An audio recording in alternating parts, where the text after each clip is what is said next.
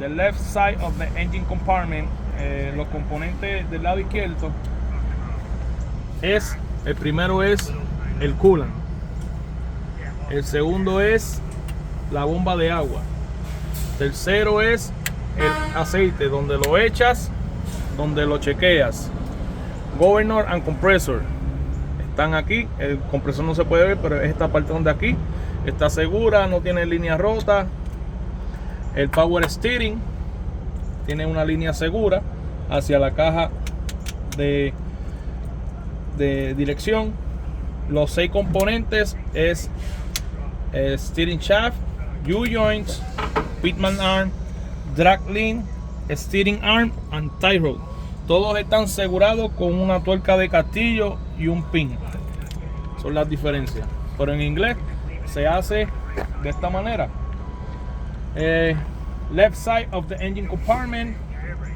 My coolant compartment is in proper level, no crack, dents or leaks. Water pump, no leaking. Engine oil, fill it here, check it here. Compressor and governor. My compressor, GM driving, secure, no broken lines. Power steering, proper level, no crack, dents or leaks. Secure line to my steering box, no leaking. A steering component, a steering shaft, U-joint, pitman arm, drag link, a steering arm and tie rod. All no cracked or bent, secure with a caster nut and cotter pins. El resto es lo mismo. The hose, no cut or bubbles.